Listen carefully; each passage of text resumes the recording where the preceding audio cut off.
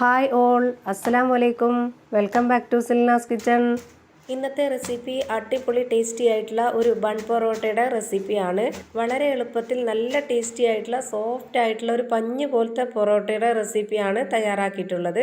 അപ്പോൾ ഇത്രയും നല്ല ടേസ്റ്റി ആയിട്ടുള്ള ഒരു ബൺ പൊറോട്ട റെസിപ്പി എങ്ങനെയാണ് തയ്യാറാക്കിയെന്ന് അറിയാൻ വേണ്ടി വീഡിയോ സ്കിപ്പ് ചെയ്യാതെ മുഴുവനായിട്ടും കണ്ടേക്കണേ. ഈ റെസിപ്പിയിലോട്ട് കിടക്കുന്നതിന് മുമ്പായി നമ്മുടെ ചാനൽ ആദ്യമായിട്ട് കാണുന്നവരാണെങ്കിൽ പ്ലീസ് ഒന്ന് സബ്സ്ക്രൈബ് ചെയ്തേക്കണേ. ഇനി നമുക്ക് റെസിപ്പിയിലോട്ട് കിടക്കാം.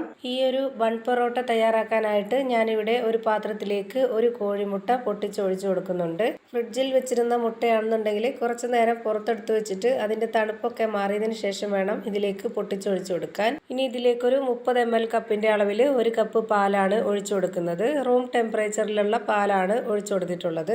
അടുത്തതായി ഇതിലേക്ക് 1 സ്പൂൺ പഞ്ചസാരയും ആവശ്യത്തിനുള്ള ഉപ്പും ഒരു നുള്ളു സോഡാപ്പൊടിയും ചേർത്ത് കൊടുക്കുന്നുണ്ട്. ഇനി ഇതൊരു വിസ്ക് വെച്ചിട്ട് നല്ലപോലെ ഇളക്കി കൊടുക്കാം. ഇപ്പോൾ ഇത് നന്നായിട്ട് ഇളക്കി യോജിപ്പിച്ചിട്ടുണ്ട്. ഇനി ഇതിലേക്ക് ഇട്ട് കൊടുക്കുന്നത് 250 ml കപ്പിന്റെ അളവിൽ 3 കപ്പ് മൈദയാണ്.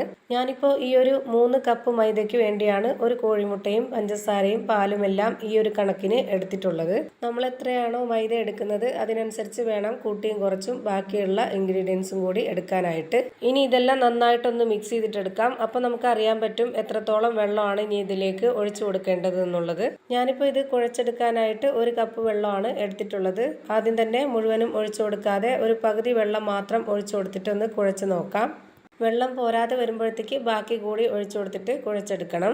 ഇപ്പോൾ ഇതിൽ 1/2 കപ്പ് വെള്ളമാണ് ഒഴിച്ചിരുന്നത്. അത് പോരാതെ വന്നിട്ടുണ്ട്. ഇനി ബാക്കിയുള്ള വെള്ളവും കൂടി ഇതിലേക്ക് ഒഴിച്ചു കൊടുക്കാം. ഇപ്പോൾ ഇതിലേക്ക് 1 കപ്പ് വെള്ളവും ഒഴിച്ചു കൊടുത്ത് പിന്നെ ഒരു 30 മില്ലി വെള്ളവും കൂടെ ഒഴിച്ചു കൊടുത്തിട്ടുണ്ട്. ഇപ്പോഴാണ് കറക്റ്റ് ആയിട്ടുള്ളത്. സാധാരണ പൊറോട്ടയ്ക്ക് വേണ്ടി മാവ് കുഴച്ചെടുക്കുന്നതിനേക്കാളും കുറച്ചുകൂടെ ഒന്ന് ലൂസായിട്ട് വേണം ഈ ഒരു ബൺ പൊറോട്ടയ്ക്ക് കുഴച്ചെടുക്കാനായിട്ട്. ഞാനിപ്പോൾ ഇത് നന്നായിട്ട് കുഴച്ചെടുത്തിട്ടുണ്ട്. ഇനി ഇതിലേക്ക് കുറച്ച് ഓയിൽ ഒഴിച്ചു കൊടുക്കാം. ഇനി ഈ മാവൊന്ന് റെസ്റ്റ് ചെയ്യാനായിട്ട് വെച്ചിരിക്കണം. അപ്പോൾ ഓയിലുമായിട്ട് നല്ല പോലെ മിക്സ് ആയിട്ടിരിക്കാനായിട്ടാണ് ഇപ്പോൾ നമ്മൾ ഓയിൽ ഒഴിച്ചു കൊടുത്തിട്ടുള്ളത്. ഒരു 3 മണിക്കൂർ നേരമാണ് ഞാൻ ഈ ഒരു മാവ് റെസ്റ്റ് ചെയ്യാനായിട്ട് വെച്ചിട്ടുണ്ടായിരുന്നത്. ഇപ്പോൾ ദാ നല്ല സോഫ്റ്റ് ആയിട്ടുള്ള നല്ല അടിപൊളി ഒരു മാവ് റെഡിയായി കിട്ടിയിട്ടുണ്ട്. ഇപ്പോൾ ഈ ഒരു മാവ് കാണുമ്പോൾ തന്നെ നിങ്ങൾക്ക് മനസ്സിലാവുന്നുണ്ടാവും മാവിൻ്റെ ആ ഒരു കറക്റ്റ് പരുവം. ഇത്രയും നന്നായിട്ട് കുഴച്ചെടുത്താലേ ഇതുപോലെ സോഫ്റ്റ് ആയിട്ടുള്ള ഒരു മാവ് റെഡിയായി കിട്ടുള്ളൂ. അടുത്തതായി ഞാനിവിടെ ഒരു ബോർഡ് എടുത്തിട്ടുണ്ട്. ഇതിലേക്ക് നല്ല പോലെ എണ്ണ ഒന്ന് സ്പ്രെഡ് ചെയ്ത് കൊടുക്കുന്നുണ്ട്. ഇനി റെഡിയാക്കി വെച്ചിട്ടുള്ള ആ ഒരു മാവ് ഇതിലേക്ക് വെച്ച് കൊടുക്കാം. ഇനി ഈ മാവ് രണ്ടായിട്ടൊന്ന് ആദ്യം കട്ട് ചെയ്തെടുക്കാം. എന്നിട്ട് ഇതിലെ ഒരു മാവ് 4 പീസായിട്ടാണ് ഞാനിതുപോലെ കട്ട് ചെയ്തെടുക്കുന്നത്. ഇനി ഇതെല്ലാം ബോൾസ് ആക്കിയിട്ടെടുക്കാം. സാധാരണ പൊറോട്ടയ്ക്ക് മാവ് എടുക്കുന്നതിനേക്കാളും കുറച്ചുകൂടെ ഒരു വലിപ്പത്തിലാണ് നമ്മൾ ഈ ഒരു ബൺ പൊറോട്ടയ്ക്ക് മാവ് റെഡിയാക്കുന്നത്. എന്നാൽ മാത്രമേ ഒരുപാട് ലെയർ ആയിട്ടുള്ള ബൺ പൊറോട്ട തയ്യാറാക്കി എടുക്കാൻ പറ്റുള്ളൂ. ഇനി റെഡിയാക്കി വെച്ചിട്ടുള്ള ആ ഒരു ബോൾസിൽ നിന്നും ഒരെണ്ണം എടുത്ത് ഈ ഒരു ബോർഡിലേക്ക് വെച്ച് കൊടുത്തിട്ട് കൈവച്ച് ഇതുപോലെ നന്നായിട്ടൊന്ന് പരത്തി കൊടുക്കണം. ഇത് കൈവച്ച് ഇതുപോലെ ഒന്ന് പരത്തി കൊടുക്കുമ്പോൾ തന്നെ നല്ല പോലെ പരന്ന് കിട്ടും. അത്രയും നല്ല സോഫ്റ്റ് ആയിട്ടാണ് നമ്മളിത് കുഴച്ചെടുത്തിട്ടുള്ളത്. ഇപ്പോൾ ഈ മാവ് നല്ല പോലെ വലിച്ച് പരത്തിയെടുത്തിട്ടുണ്ട്. ഇനി ഇതിലേക്ക് എണ്ണ ഒന്ന് സ്പ്രെഡ് ചെയ്ത് കൊടുക്കാം. എണ്ണ നന്നായിട്ടൊന്ന് സ്പ്രെഡ് ചെയ്ത് കൊടുത്ത ശേഷം ഇതിന് മുകളിലേക്ക് കുറച്ച് മൈദപ്പൊടി കൂടി ഇട്ട് കൊടുക്കാം. എന്നിട്ട് ഈ മാവിൻ്റെ ഒരറ്റത്ത് നിന്നും ഇതുപോലെ ഒന്ന് മടക്കി കൊടുക്കുന്നുണ്ട്. ഇതുപോലെ മാവൊന്ന് മടക്കി കൊടുത്ത ശേഷം ഇനി ഇതിന് മുകളിലേക്ക് ഒന്നുകൂടി എണ്ണ ഒന്ന് സ്പ്രെഡ് ചെയ്തിട്ട് അതിന് മുകളിലേക്ക് കുറച്ച് പൊടി കൂടി ഇട്ട് കൊടുക്കണം. ഇങ്ങനെ ചെയ്യുന്നത് നമുക്ക് ഒരുപാട് ലെയർ ആയിട്ടുള്ള നല്ലൊരു ബൺ പൊറോട്ട റെഡിയായി കിട്ടാനാണ്. ലെയറുകൾ തമ്മിൽ ഒട്ടിപ്പോവാതിരിക്കാനാണ് ഇതുപോലെ എണ്ണ സ്പ്രെഡ് ചെയ്തതിന് ശേഷം മാവിട്ട് കൊടുക്കുന്നത്. ഇപ്പം ഞാൻ ഈ ഒരു ഭാഗം കൂടെ ഒന്ന് മടക്കി കൊടുത്തിട്ടുണ്ട്. ഇനി ഇതിന് മുകളിലേക്കും കൂടി കുറച്ച് എണ്ണ ഒന്ന് സ്പ്രെഡ് ചെയ്തിട്ട് കുറച്ച് പൊടി ഇട്ട് കൊടുക്കാം. ഇതുപോലെ പൊടി ഇട്ട് കൊടുത്ത ശേഷം ഇനി നമുക്കിതൊന്ന് റോൾ ചെയ്തിട്ടെടുക്കാം. നന്നായി ടൈറ്റ് ആക്കിയിട്ട് വേണം ഈ മാവ് റോൾ ചെയ്തെടുക്കാൻ. ഇതുപോലെ റോൾ ചെയ്ത് കൊടുത്ത മാവിൻ്റെ രണ്ടറ്റവും ഇതുപോലെ ഒന്ന് പ്രസ് ചെയ്ത് കൊടുക്കുക. എന്നിട്ട് ആ ഒരു താഴത്തെ ഭാഗം മേളിലോട്ട് വരുന്ന രീതിയിലൊന്ന് കൈകൊണ്ട് അമർത്തി റെഡിയാക്കി എടുക്കണം. അപ്പോൾ ഇത്രയേ ഉള്ളൂ പണി. ബൺ പൊറോട്ടയ്ക്കുള്ള മാവ് റെഡിയായി കിട്ടിയിട്ടുണ്ട്.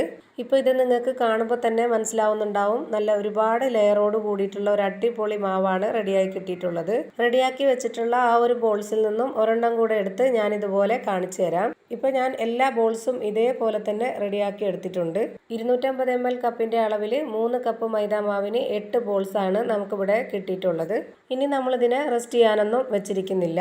ഇപ്പോൾ തന്നെ നമുക്ക് ഈ റോൾ ചെയ്തെടുത്ത മാവിനൊന്ന് റെഡിയാക്കി എടുക്കാം. ഇനി ഇതുപോലെ റോൾ ചെയ്തെടുത്ത മാവിനെ ഇതുപോലെ ബോർഡിലേക്ക് ഒന്ന് വെച്ച് കൊടുത്തിട്ട് അതിലേക്ക് കുറച്ച് എണ്ണ ഒന്ന് ഒഴിച്ചു കൊടുക്കാം. എന്നിട്ട് കൈ വെച്ച് ചെറുതായിട്ടൊന്നിങ്ങനെ പരത്തി കൊടുക്കാം. ഒരുപാട് നന്നായിട്ട് പരത്തരുത്. ഇതുപോലെ ചെറുതായിട്ടൊന്ന് പ്രസ് ചെയ്ത് പരത്തി കൊടുത്താൽ മതി. എന്നാൽ മാത്രമേ ആ ഒരു ബൺ പൊറോട്ടയുടെ കറക്റ്റ് ഒരു പരുവത്തിൽ കിട്ടുള്ളൂ. ഇതേപോലെ തന്നെ എല്ലാ മാവും റെഡിയാക്കി എടുക്കാം. ഇനി ചൂടായി വന്ന പാനിലേക്ക് കുറച്ച് എണ്ണ ഒഴിച്ചു കൊടുത്തിട്ട് എണ്ണയും കൂടെ ഒന്ന് ചൂടായിട്ട് വരുമ്പോൾ അതിലേക്ക് ഓരോന്നായിട്ട് ഇട്ട് കൊടുക്കാം. ഞാനിപ്പോൾ ഇതിലേക്ക് ഒരു 3 എണ്ണം ഇട്ട് കൊടുത്തിട്ടുണ്ട്. ചെറുതായതുകൊണ്ട് 3 എണ്ണമൊക്കെ ഇട്ട് കൊടുക്കാം. ഇത്രയും എണ്ണ നമ്മൾ ഒഴിച്ചു കൊടുക്കുന്നതുകൊണ്ട് ഇനി ഇതിന് മുകളിലേക്ക് എണ്ണ ഒഴിച്ചു കൊടുക്കേണ്ടതില്ല. ഇപ്പോൾ ഇതിൻ്റെ ഒരു സൈഡ് വെന്ത് കിട്ടിയിട്ടുണ്ട്. ഇനി നമുക്കിത് തിരിച്ചിട്ട് കൊടുക്കാം. ഇനി ഇതിന് മുകളിലേക്ക് കുറച്ച് എണ്ണ ഒഴിച്ചു കൊടുക്കാം. ഇത് നമുക്ക് ലോ ഫ്ലെയിമിൽ ഇട്ടിട്ടേ വേവിച്ചെടുക്കാൻ പറ്റുള്ളൂ. എന്നാൽ മാത്രമേ നന്നായിട്ട് വെന്ത് കിട്ടുള്ളൂ. ഈ പൊറോട്ടയ്ക്ക് ഒരുപാട് ലെയറൊക്കെ ഉള്ളതുകൊണ്ട് പെട്ടെന്നൊന്നും വെന്ത് കിട്ടില്ല. ലോ ഫ്ലെയിമിൽ ഇട്ടാൽ മാത്രം കറക്റ്റ് ലെയറായിട്ട് വെന്ത് കിട്ടും. ഇപ്പോൾ ഇതിൻ്റെ ഒരു സൈഡ് കറക്റ്റായിട്ട് വെന്ത് കിട്ടിയിട്ടുണ്ട്. ഇനി നമുക്ക് ഇതൊന്നുകൂടി തിരിച്ചിട്ട് കൊടുക്കാം. ഇപ്പോൾ ഈ തിരിച്ചിട്ട് കൊടുത്തതിൻ്റെ മുകൾ ഭാഗം കണ്ടില്ലേ, ഇതുപോലെ വേണം താഴത്തെ ഭാഗം കൂടി വെന്ത് കിട്ടാനായിട്ട്. ഇതാണ് ഇതിൻ്റെ കറക്റ്റ് ഒരു പരുവം. ഇത്രയും എണ്ണ ഒഴിച്ചു കൊടുത്ത് വേവിച്ചെടുത്തത് കൊണ്ട് തന്നെ താഴത്തെ ഭാഗം വെന്ത് കിട്ടുന്നതിനോടൊപ്പം ഇതിൻ്റെ സൈഡ് ഭാഗവും വെന്ത് കിട്ടിയിട്ടുണ്ട്. ഇപ്പോൾ ഇത് കറക്റ്റായിട്ട് വെന്ത് കിട്ടിയിട്ടുണ്ട്. ഇനി നമുക്ക് ഈ പാനിൽ നിന്നും എടുത്തു മാറ്റാം. കുറച്ച് സമയമെടുത്ത് വേവിച്ചെടുത്താലും നല്ല അടിപൊളി ടേസ്റ്റി ആയിട്ടുള്ള ഒരു അടിപൊളി ബൺ പൊറോട്ടയാണ് നമുക്ക് റെഡിയായി കിട്ടിയിട്ടുള്ളത്. ഏത് കറികളുടെ കൂടെ വേണമെങ്കിലും നമുക്ക് കഴിക്കാൻ പറ്റും. നല്ല ടേസ്റ്റാണ് ഇത് കഴിക്കാനായിട്ട്. ഇത് ചുട്ടെടുത്ത ഉടനെ തന്നെ നമ്മളൊരു കൗണ്ടർ ടോപ്പിലേക്കോ അല്ലാന്നുണ്ടെങ്കിൽ ഇതുപോലൊരു ബോർഡിലേക്കോ വെച്ച് കൊടുത്തിട്ട് ചൂടോടെ തന്നെ സാധാ പൊറോട്ടയൊക്കെ അടിച്ചെടുക്കുന്ന പോലെ ഇത് നന്നായിട്ടൊന്ന് അടിച്ചെടുക്കാം. ഇങ്ങനെ ചെയ്തെടുക്കുമ്പോൾ നല്ല സോഫ്റ്റ് ആയിട്ടുള്ള ലെയറോട് കൂടിയ ഒരു അടിപൊളി ബൺ പൊറോട്ട റെഡിയായി കിട്ടും. ഇപ്പോൾ നിങ്ങൾക്ക് ഇത് കാണുമ്പോൾ തന്നെ മനസ്സിലാവുന്നുണ്ടാവും എത്രത്തോളം നല്ല സോഫ്റ്റ് ആയിട്ടുള്ള ലെയറോട് കൂടിയ ഒരു ബൺ പൊറോട്ടയാണ് റെഡിയായി കിട്ടിയിട്ടുള്ളത് എന്ന്. ഇതേപോലെ തന്നെ ഞാൻ എല്ലാ മാവിലും ചുട്ടെടുത്ത് വെച്ചിട്ടുണ്ട്. അപ്പോൾ ഇത്രയേ ഉള്ളൂ ഇന്നത്തെ വീഡിയോ ഇഷ്ടമായാൽ ലൈക്ക് ചെയ്യാനും കമൻറ്റ് ചെയ്യാനും ഷെയർ ചെയ്യാനും മറക്കരുത്. അതുപോലെ തന്നെ ഞാനിടുന്ന പുതിയ വീഡിയോസ് നോട്ടിഫിക്കേഷനായിട്ട് കിട്ടുന്നതിന് വേണ്ടി സബ്സ്ക്രൈബ് ചെയ്ത് ബെല്ലൈക്കൺ അമർത്തി അതിൽ ഓൾ എന്ന ഓപ്ഷൻ എനേബിൾ ചെയ്ത് കൊടുക്കാനും മറക്കരുത്. പുതിയൊരു വീഡിയോയുമായി വീണ്ടും വരും. Thank you for watching.